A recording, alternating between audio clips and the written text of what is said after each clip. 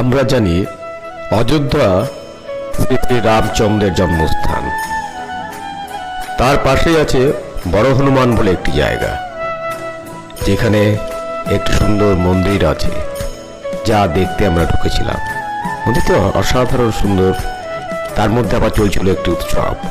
সেই উৎসবকে কেন্দ্র করে মন্দিরটিকে সাজানো হয়েছিল। অসম্ভব ফুল, আরো আলো, অন্যান্য জিনিস দিয়ে তার সৌন্দর্য আমাদের চোখে দারুণভাবে লেগেছিল।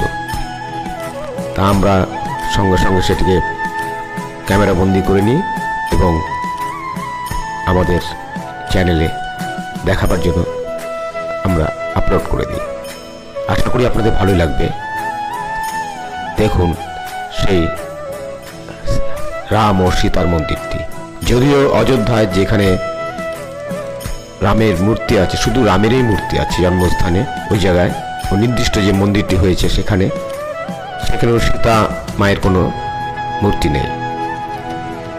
অযোধ্যা মন্দিরটি অসাধারণভাবে তৈরি হতে চলেছে। মাত্র 5% হয়েছে আমার মতে, কিন্তু এখানে দেখুন রাম ও সীতার অসাধারণ দৃশ্য দেখতে খুব সুন্দর লাগছিল সেদিনকে।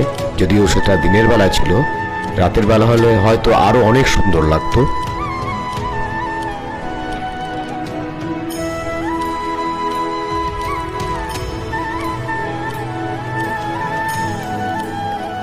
কত ফুল দিয়ে সাজানো হয়েছে। তা একটা অনুষ্ঠানও ছিল, কি একটা একটু পরে যেটা শুরু হওয়ার কথা ছিল, কিন্তু তার আগে আমরা ওখান থেকে ত্যাগ করেছিলাম।